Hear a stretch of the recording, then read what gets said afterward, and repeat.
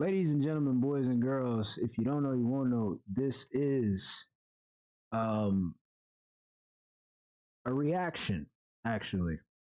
I'm not doing a stream today, or at least until I get my streams straight. But first of all, before I get into the reaction, um, I would like to say that if this is your first time here, please go ahead and subscribe to the YouTube channel. I have a flurry of content coming uh, near you, maybe coming sooner than later. Um, it's going to be a lot of live streams, going to be a lot of recorded videos just like this one. So please go ahead and subscribe to this YouTube channel. Also, if you haven't, please go and subscribe to my Instagram. The Instagram is the Ebro underscore 1992. That is the Ebro underscore 1992. That's THEEBRO underscore 1992. So if you get a chance, please go and go check out the Instagram. Got a lot of things on there, a lot of content based things.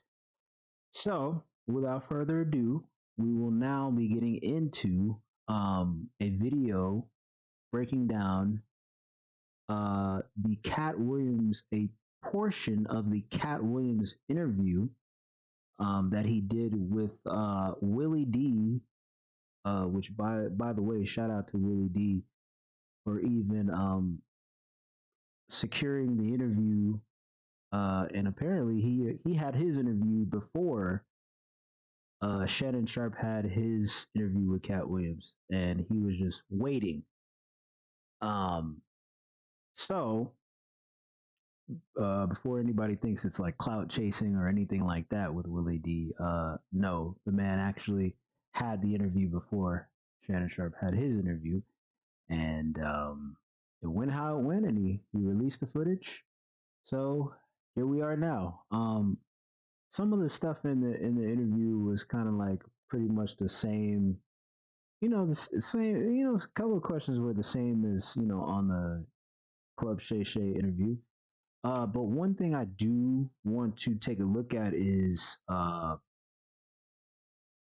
Willie D brought up a fellow Houston comedian by the name of Ali Siddiq. If you don't know who Ali Siddiq is, he is a Houston comedian extraordinaire who is like really good with storytelling in his comedy.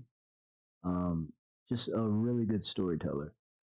Um, and apparently, Willie D brings it up on the interview, and we get to understanding and knowing that Ali Siddiq and Katt Williams have beef, or maybe it's, so to speak, Ali Siddiq having a problem with Katt Williams. So let's get into this video. Shout out to the GMS show. Go and subscribe to his channel. Do yourself the biggest favor and go subscribe to his channel. He's always live, has a lot of content. So let's get into it.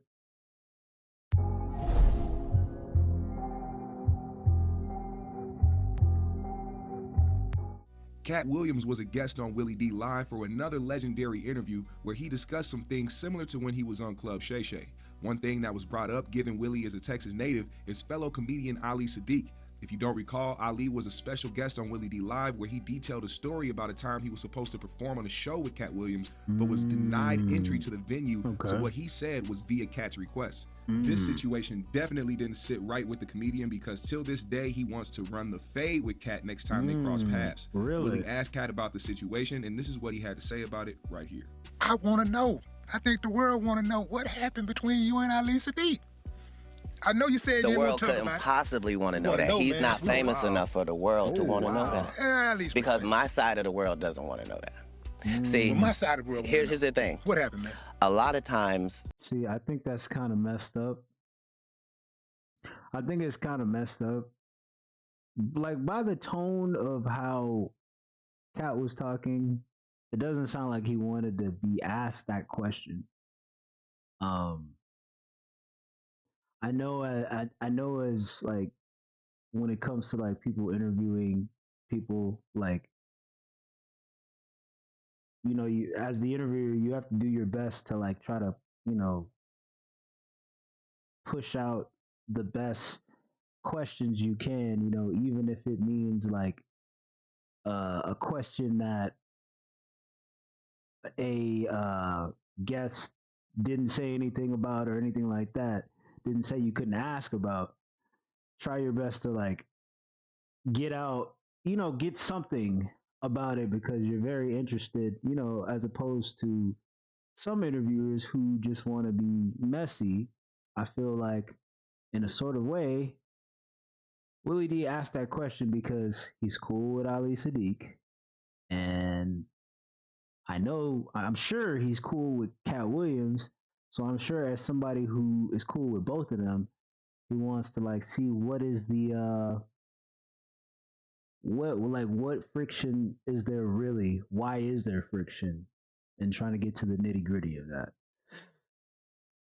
What liars do first is they set up a narrative and a scenario. Like Michael Blackson just got on national TV and told people, yeah, I got a beef with Cat Williams, and Cat is mad at me about this, and because I said this, and I didn't even mean it like that. And the whole time, he's never talked to me. That's how he feels. He's heard I'm angry. I've not had a conversation with him. It's the same with your Ali Siddiq. If it wasn't for the information that I know in my intel, I would be a fan of his like everybody else. Who wouldn't be a fan of a young black storyteller that's done time and loves his family and is a hometown guy? Like, why would he ever have any enemies in comedy? It's ludicrous. But if you pick the actual king, then make sure that your story's correct. And unfortunately, his story's not correct. No matter what he says, he never met me.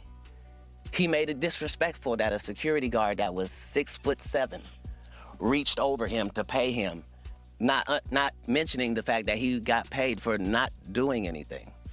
Well, let's start at the beginning of the Reliant thing. I don't know if I want to. I'm gonna start, and then you can do what you want to do. Fair enough. But I think for the sake of the audience knowing, just tell them who Ali Siddiq Siddiq what we're is talking first. about. Ali Siddiq is a comedian from Houston that's based in Houston.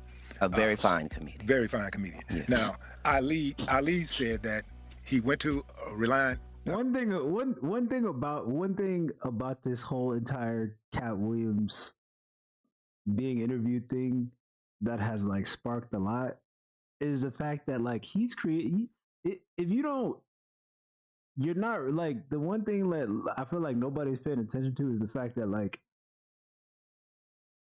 Cat Williams doing 2 interviews has created content for all these comedians that he's talked about, basically. Like, not even just all the comedians that he's talked about that like, maybe don't like him, but comedians outside of that little fraternity circle to make content on as well, and then the rest of the internet as well. Like, the man is a genius.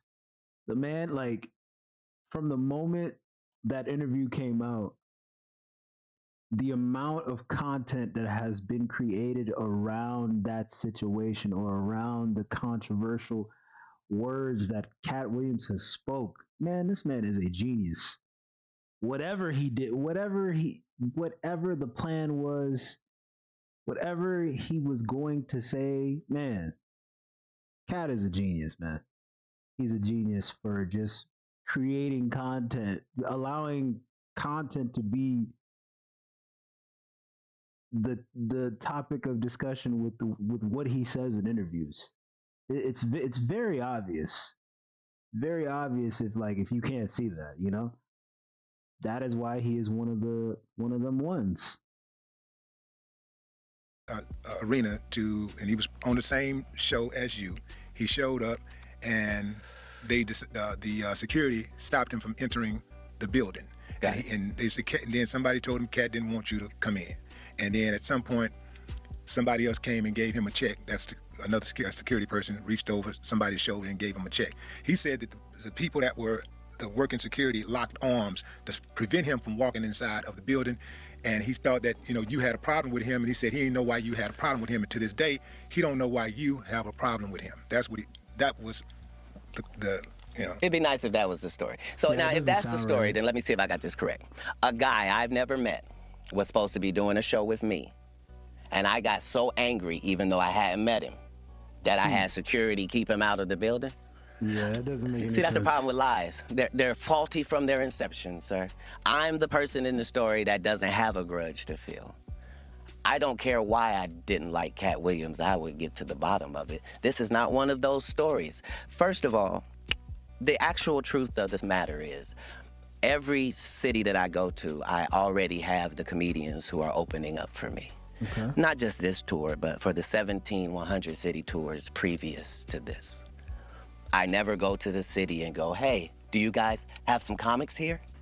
I'd like to add them to my show. I just don't do it. I travel with the comedians that are coming to your city. We're one unit and one team when we come. That is to let you understand that no comic was fin to come join us that evening because there isn't space for it. I still have to do an hour at the end of this. There's a limited amount of time. So we could just start there. Second of all, I don't care where you're from, what the venue is, how cool you are with the people that work there. Katt Williams show means Katt Williams show. That means don't nothing move but the money. There ain't no loud talking and voice raising and, how dare you? How dare you?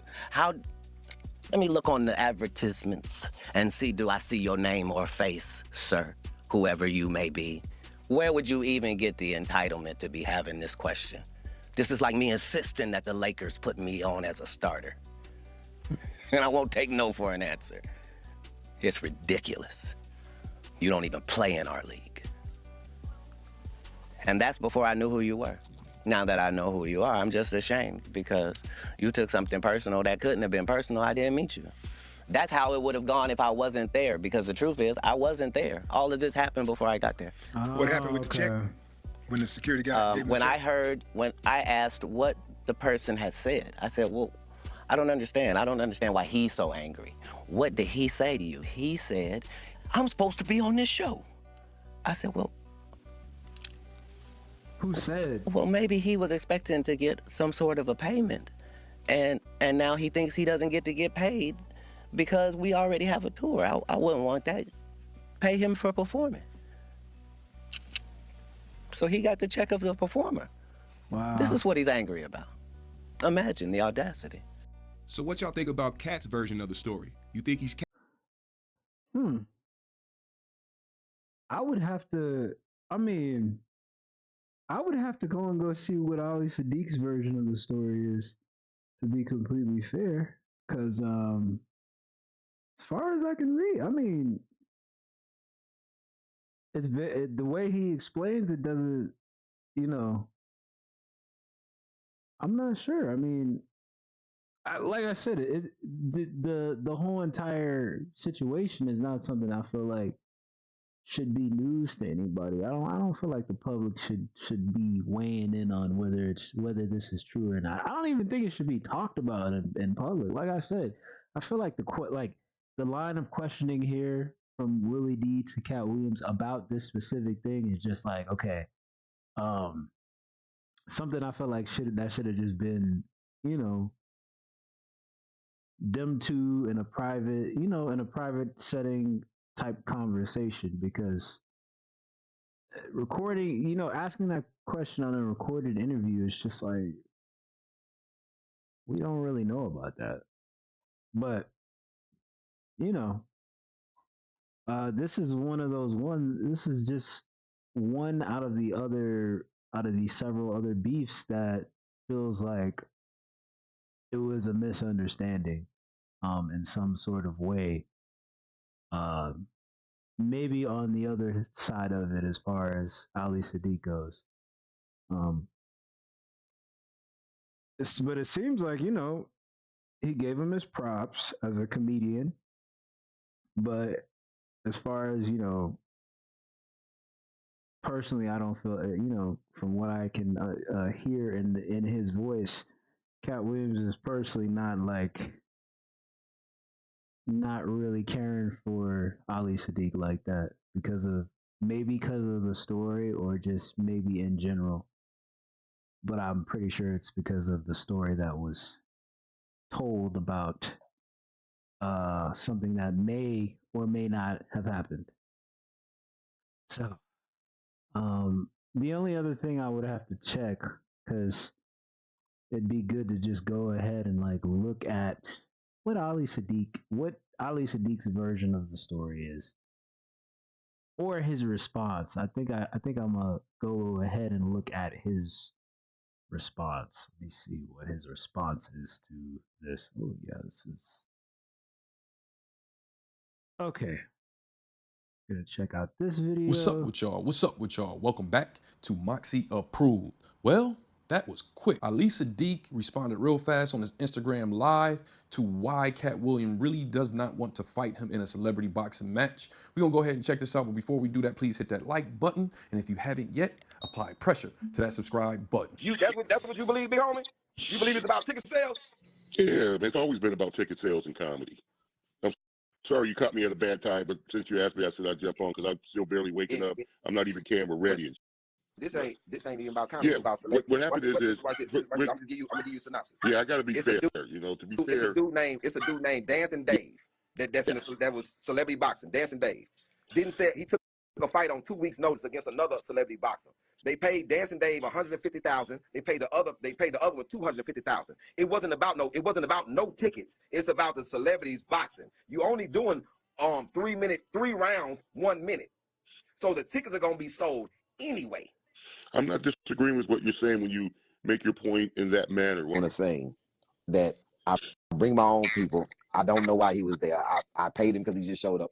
But I was there for 2 days. I performed both days. The first night I performed in front of Ashima Franklin. The next night I performed after Ashima Franklin. It's just that simple. And I wish I was a sentimental nigga who would hold pictures and all that. But all this can be confirmed with Alex Thomas and mostly everybody who was rational that was there. They're like, no, it's no way for this nigga not to say he don't know this nigga because he's been in a vehicle with this nigga voluntarily. I'm riding with Ali to the hotel. Right.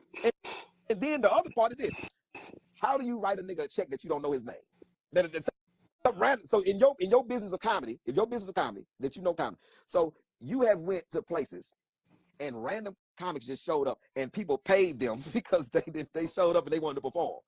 He wanted to perform. I felt bad he didn't get a chance to, so I paid this nigga for 2 days. Well, you know, that's kind of how he is. I knew you was gonna say it. Hey man, if you watch this, brother. If you look up his network, you Google that nigga's network and you Google mine. We $500,000 on par. No. So why would this nigga give me 15? Why would this nigga give me a random ass? He just walk up and get $1,500 for one performance. Damn. I didn't cash the check. I didn't cash the check. I gave the money back. I put the nigga check up. I jumped in my fucking truck.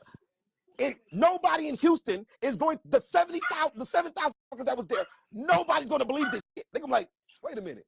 No, what I was going to comment on when you said, I was going to say that, it's only because that was my experience. Like one time, right? I'm running a little room at this club called the Family Room on Main Street, right? Some ghetto ass shit, right? I mean, at that time, I think I'm only like 3 or 4 years in, and it's like 8, 9 people used to show up to my show on Thursday nights, right?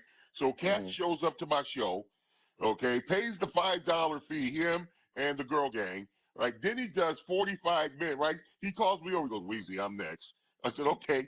I put him on, he does 45 minutes and then pays every comic on the show for performing. All right, so because he came in and bumped them.